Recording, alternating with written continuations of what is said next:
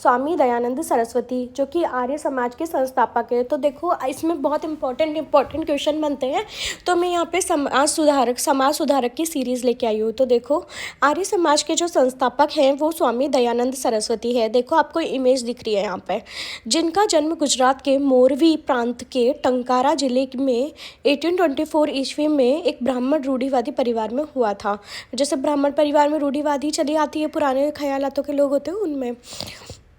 स्वामी दयानंद सरस्वती का बचपन का नाम मूल शंकर था। ठीक है।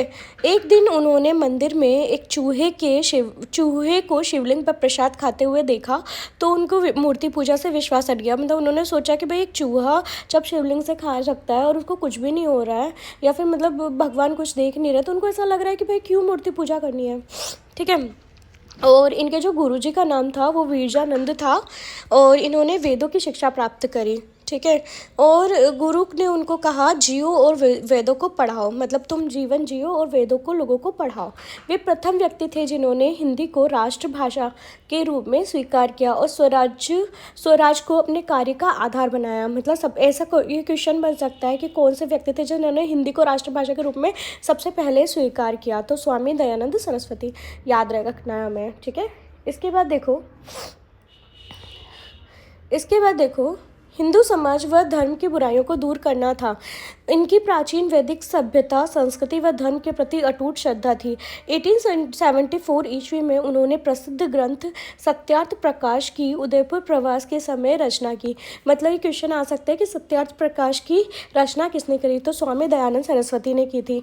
और ये 10 अप्रैल 1875 को इन्होंने आर्य समाज की स्थापना करी थी। तो ये भी इंपॉर्टेंट क्वेश्चन है, कब की थी, 10 अप्रैल 1875 को। ठीक है। इन्होंने कुछ सिद्धांत दिया आर्य समाज के। पहला है वेदों की सत्यता पर बल, यानी कि इन्होंने वेदों को इम्पोर्टेंट बताया। दूसरा, वैदिक रीति से हवन व मंत्र पाठ करना, सत्य को ग्रहण करना और असत्य को छोड़ना, अविद्या का नाश और विद्या की वृद्धि, पुराने विश्वासों, मूर्ति पूजा और अवतारवाद का विरोध किया इन्होंने। इसके बाद स्त्री शिक्षा, विधवा पुनर्विवाह को प्रोत्साहन दिया, ईश्वर सर्वशक्तिमान है, निराकार है और नित्य है ऐसा बताया, सभी धर्मों को समान वैल्यू देना, हिंदी और संस्कृत भाषा को महत्व दिया, इम्पोर्टेंस दी, सबकी उन्नति में अपनी उन्नति और भलाई को समझना। देखो इन्होंने क्या करा, छुआछूत, बाल विवाह, कन्यावध, पर्दा प्रथा, मूर्ति पूजा, श्राद्ध, धार्मिक अंधविश्वास और रूढ़ियों का विरोध किया, स्त्री शिक्षा व स्त्री अधिकारों का समर्थन किया। ठीक है। तो देखो स्वामी दयानंद सरस्वती थे, उन्होंने स्वतंत्रता आंदोलन को में भी आगे बढ़े। उन्होंने मतलब इसको आगे बढ़ाया स्वतंत्रता आंदोलन को। उन्होंने आज़ादी प्राप्त करने के लिए स्वराज्य शब्द का प्रथम बार उपयोग किया। तो ये क्वेश्चन आया हुआ है बहुत सारे एग्जाम में, स्वराज्य शब्द का पहली बार उपयोग कहाँ किया गया और किसने किया गया, तो स्वामी दयानंद सरस्वती ने किया था। ठीक है। ये इंपॉर्टेंट क्वेश्चन है। विदेशी वस्तुओं के बहिष्कार और स्वदेशी वस्तुओं का प्रयोग करना सिखाया। उन्होंने कहा स्वराज्य विदेशी राज्य से सदैव अच्छा होता है। मतलब हमारा जो स्वराज्य है, हमारी वस्तुएं, हमारी चीज़ें, वो दूसरी देशों की चीज़ों से काफ़ी ज़्यादा अच्छी होती है, चाहे हमारे देश में कितनी ही बुराइयाँ क्यों नहीं हो या हमारे देश की चीज़ों में कितनी ही बुराइयाँ क्यों न हो।